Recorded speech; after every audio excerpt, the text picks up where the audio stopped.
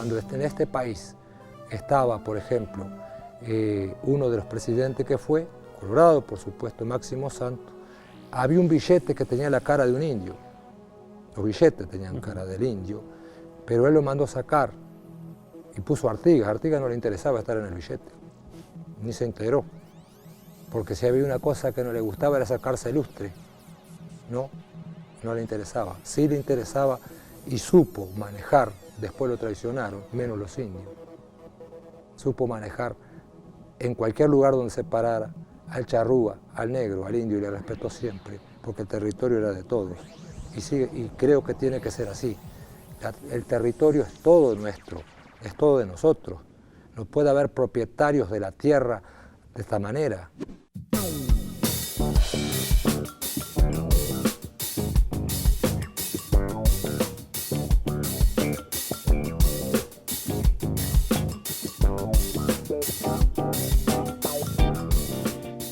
¿Cuántas, no sé si llamarlo, etnias o razas hay en tu sangre? Bueno, por lo que tengo conocimiento de mi familia, son 4. 2 de pueblos originarios y después de, bueno, 3, porque tengo de afro, de charrúa, de guaraní y de español. Mi mamá, o sea, el abuelo Espinosa, Manuel Antonio Espinosa, era venido de los padres de él vinieron de las Islas Canarias, de España, pero mi abuela era charrúa, doña Evarista Santos. De ahí nació mi mamá y 3 hermanos más, eran 14.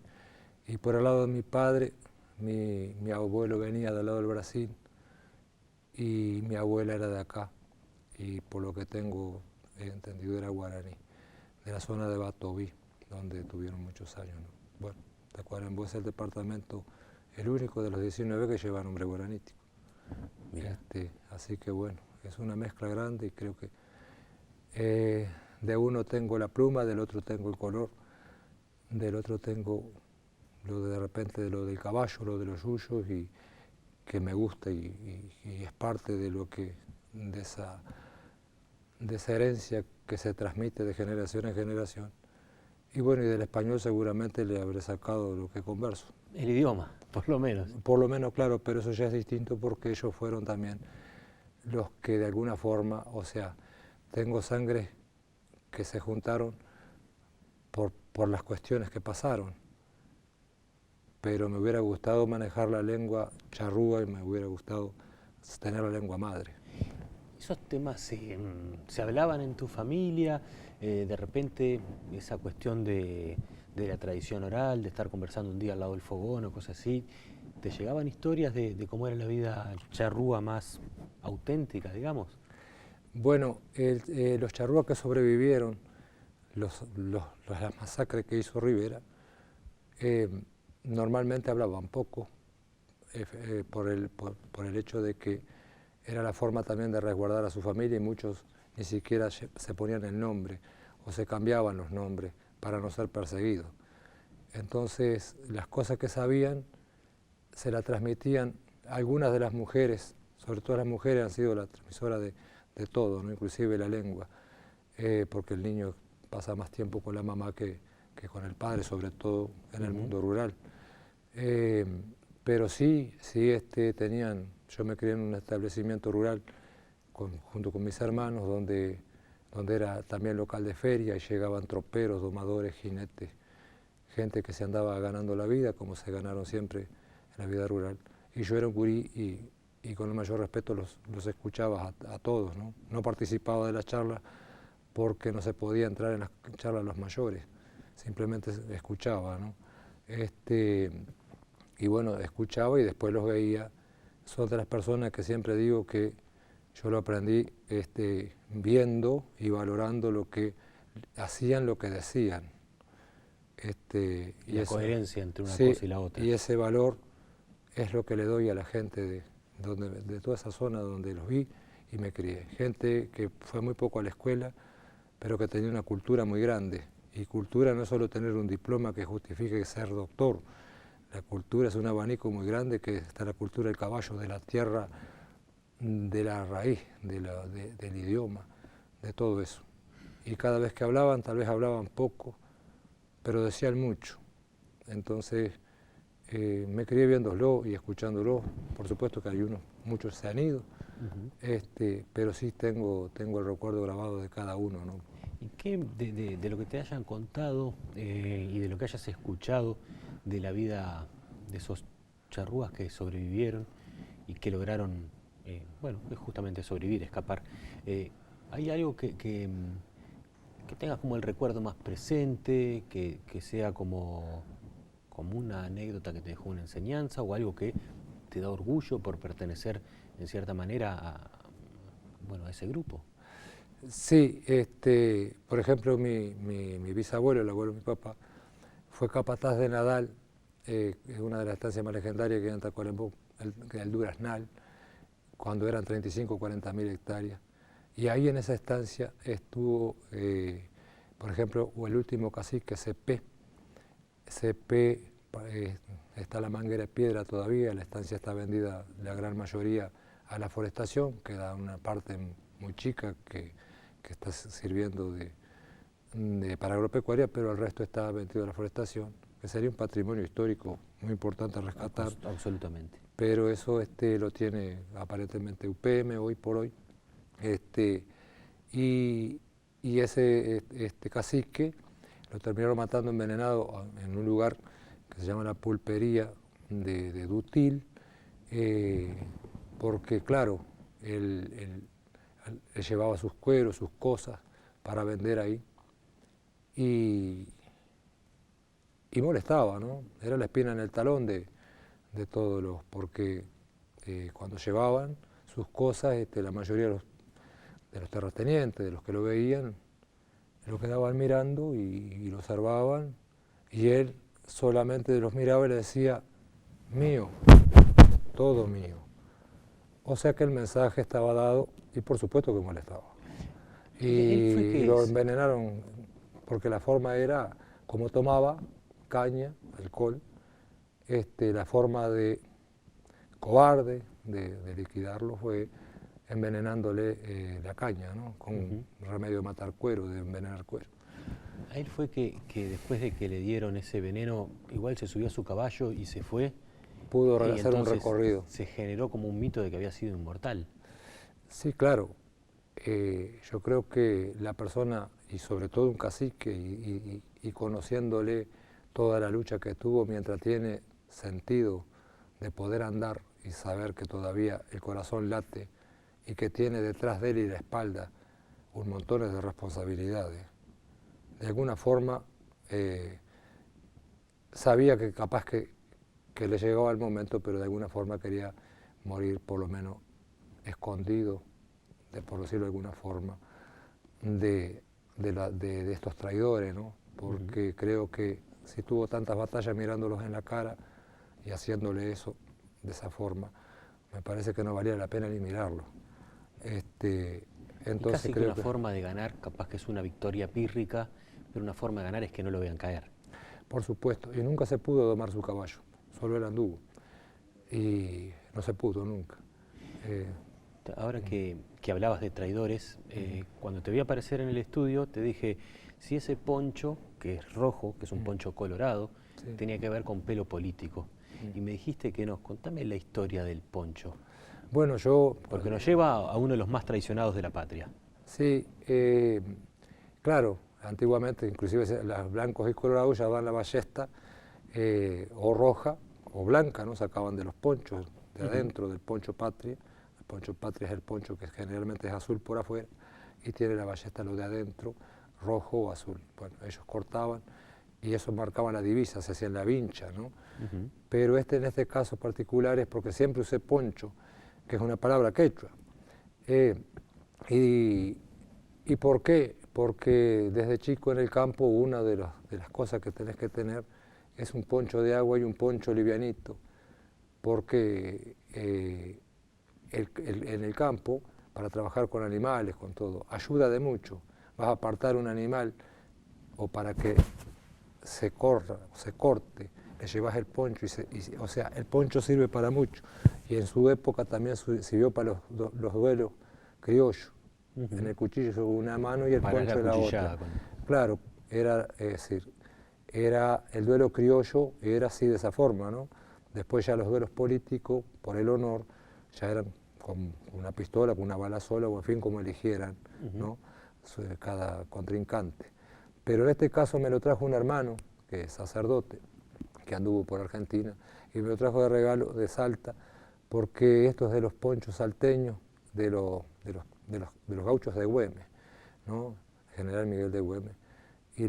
Y cuando ellos estuvieron en la cordillera, le decían los diablos de Güemes porque andaban de rojo, tenían el guardamonte adelante por las espinas para cubrirse del monte. Y es parte de esa historia también del caballo, más que nada, y de aquello del poncho sangre toro, ¿no? De no temerle a nada. Entonces yo creo que pasa por ahí. Sin duda que tenían corrientes políticas desde el punto de vista de allá de los argentinos y en este caso de este hombre, ¿no? Pero en Uruguay acá me representa un cobijo para mí y un orgullo también de haberlo traído un hermano, ¿no? que también es parte. Curioso que un sacerdote te traiga un poncho de los diablos. Bueno, el tema es que para mí es mi hermano, entonces, y siempre va a ser mi hermano. Lo de sacerdote sin duda, lo respeto y lo tengo muy presente. Pero con mi hermano hablamos de todos los temas. Inclusive yo he cuestionado muchas cosas. Bueno, y él me da sus explicaciones que yo a veces las logro entender, a veces no.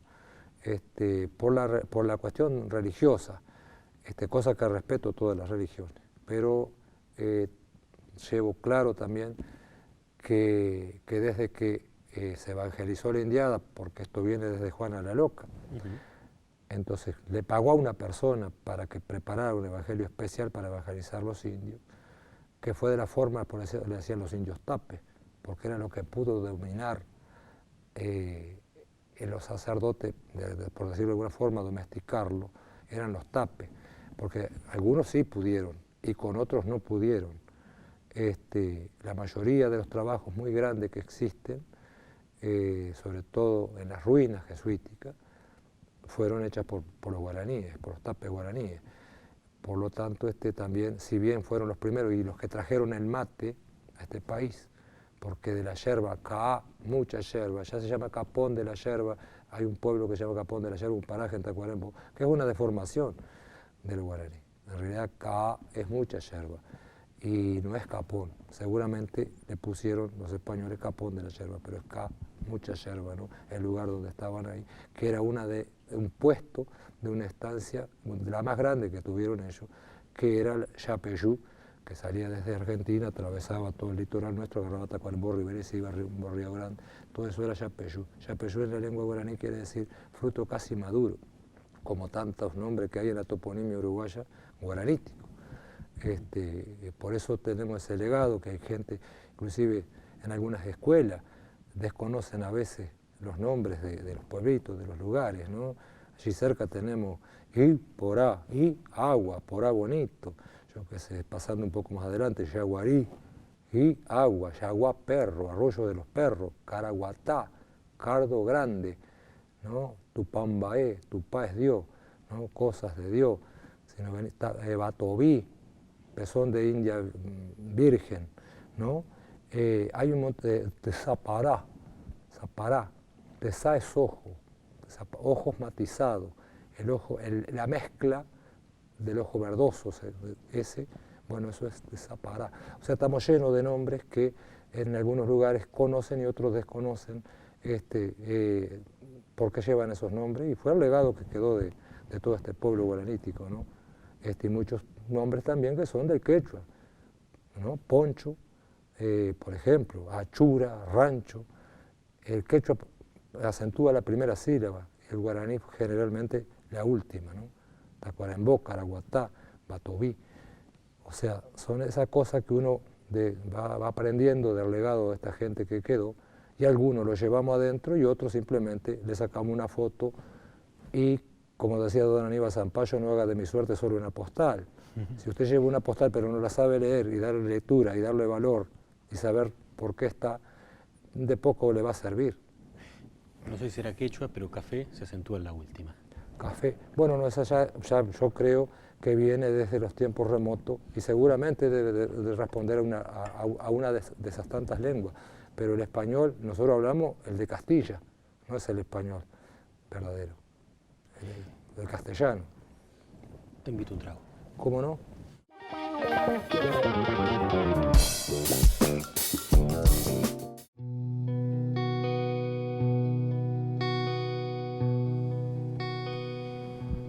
Hoy me hiciste referencia al vínculo entre los charrúas y los guaraníes y el caballo, ¿no? Sí. Por ejemplo, cuando mencionabas a CP. ¿Cómo es esa relación? ¿Cómo podés explicarle a alguien que es de ciudad y que no ha vivido en el campo, que no ha tenido nunca esa cercanía, cómo se puede entender que haya alguien que se sienta una unidad con un animal?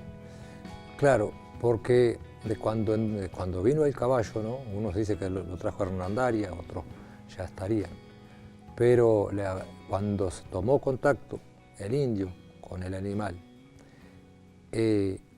lo que trató de hacer es de dominarlo, pero sin violencia. Hoy existe la doma americana traída que se llama doma racional o doma sin violencia. Le dieron un nombre, pero en realidad eso es del pueblo originario. Se podría llamar doma aborigen, sería sí, más justo. O doma india. O doma india. Es que existe la doma india. ¿Por qué la doma india sin violencia? El indio trataba de amansar el animal hablándole, agarrándolo en la noche. El animal de noche es más fácil de dominar. Entonces, todas esas cosas que para los otros es extraña, el animal después que reconoce la persona, puede llegar es como el perro, el caballo, ¿no? Haciendo una comparación de animales, entiende y puede llegar inclusive hasta, en casos de peligro, el yeguarizo sobre todo, ¿no? Si usted se larga en el agua cuando está crecido el arroyo, un río, el animal por instinto de salvación se larga de atrás, ¿no? Automáticamente busca a la persona, ¿no? Y ahí es donde se juntan las dos, porque él toma el nado y el otro cansado se agarra de la cola y puede salvarse de esa manera, que de esa manera se salvaron muchos indios también, usando el caballo como transporte en el agua y bueno, y usando todo su mecanismo, su físico, su cuerpo, ayudándolo también. O sea, se hermanaban las fuerzas y se hermanaban los peligros. O sea, esas cosas... La unión hace la fuerza. Sin duda, esa cosa sigue vigente hasta el día de hoy.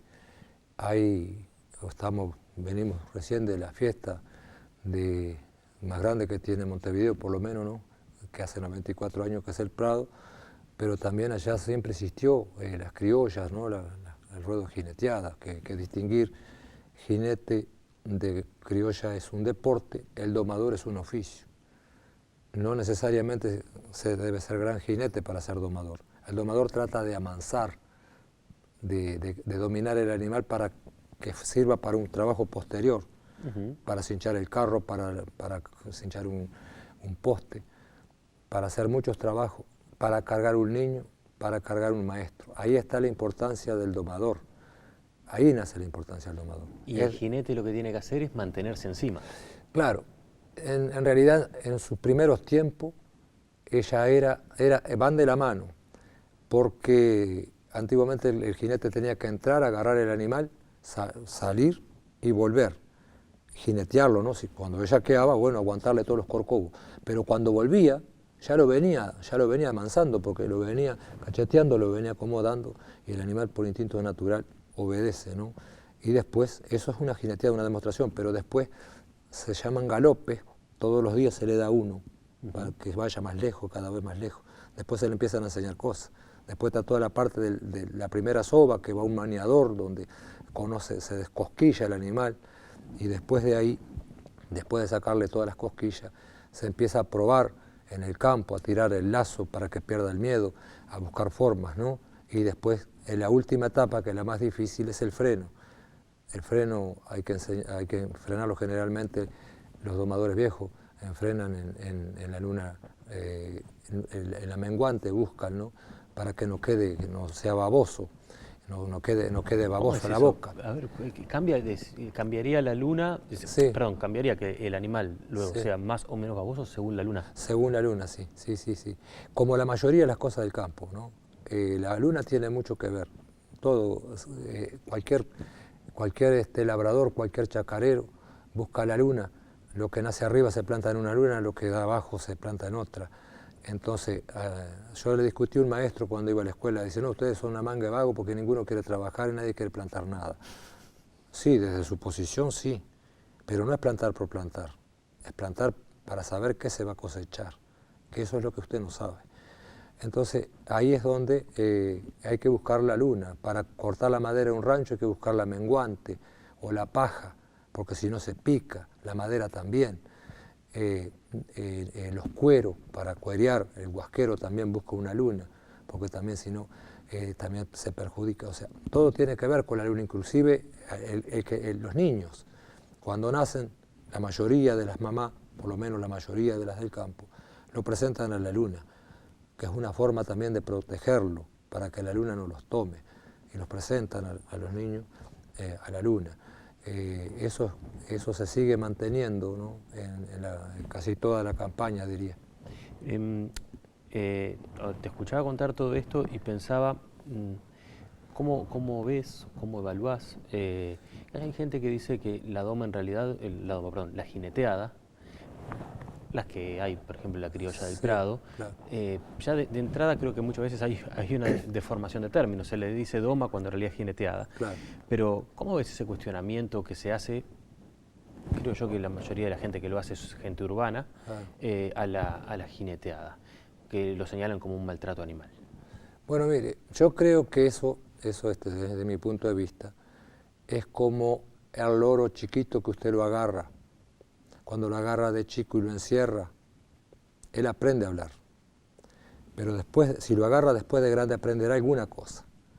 Eso le pasa al urbano, aprende alguna cosa. Porque no mamó, la cultura no estuvo.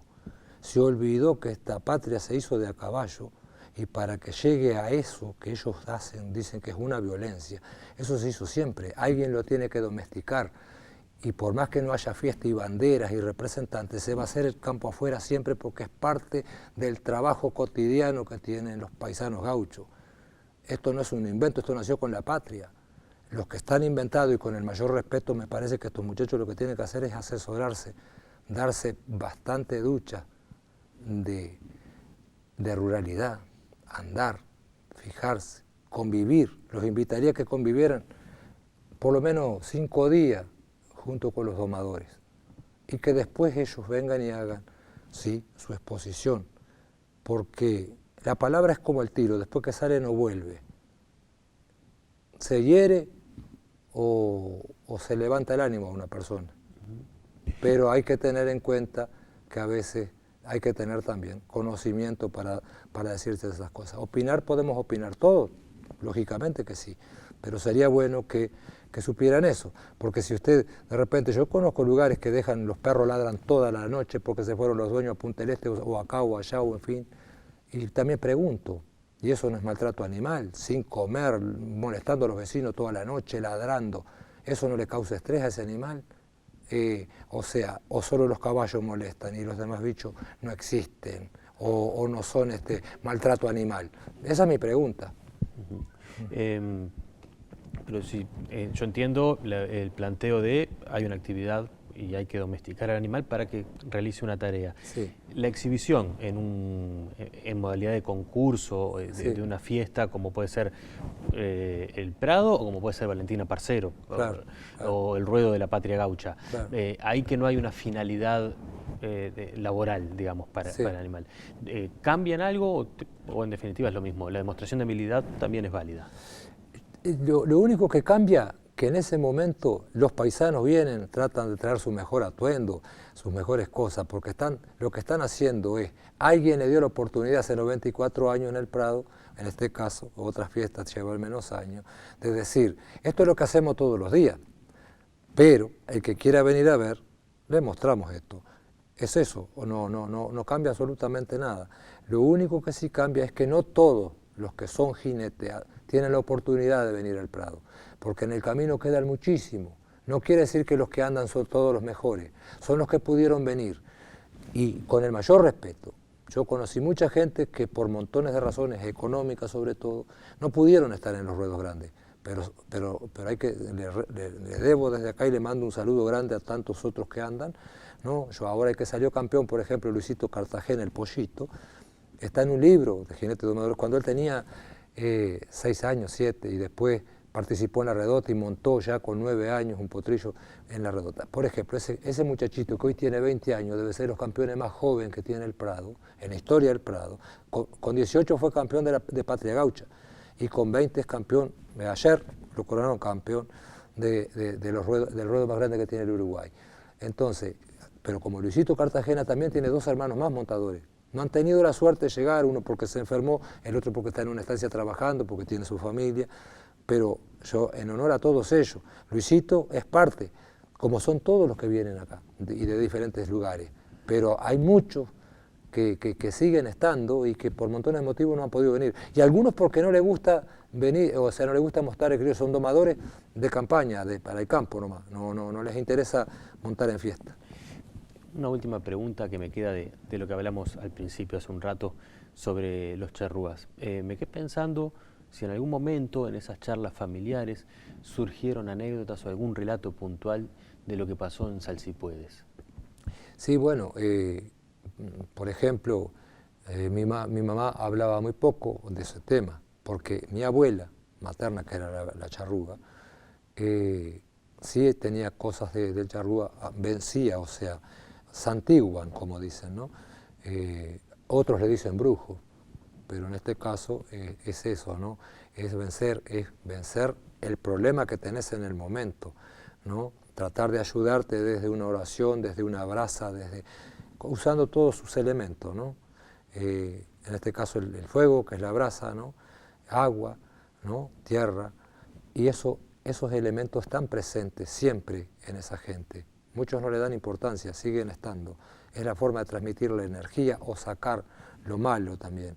Entonces, eso sí, mi madre todavía lo sigue manteniendo, si bien la lengua no la conservan, porque desde luego los que se salvaron lo llevaron unos para acá, para Montevideo la gran mayoría, los niños, cualquier pueblo que le roba a las mujeres y a los niños, le matan la cultura. Desaparecen, pero nosotros no hemos desaparecido, porque la memoria está viva. Desaparecieron los que les tocó morir por lo que pasó, pero lo que no pudieron hacer fue matarnos esto y lo de adentro y la historia y la memoria. Eso no lo van a matar nunca, no lo van a matar nunca. O sea, el Estado uruguayo sabe que tiene una deuda muy grande con la nación charrúa, muy grande. Seguramente, como en otros pueblos también. Otros pueblos tienen, por suerte, ¿no?, el convenio 169 que lo han aprobado, que justifica que son pueblos originarios. Acá se está luchando.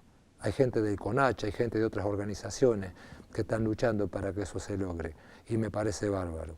Porque o acaso se habla mucho de los derechos humanos del mundo. Bárbaro. Sí, en el tiempo, lamentablemente, cuando estuvieron los militares hubieron muchos ataques al humano. Sí, bárbaro.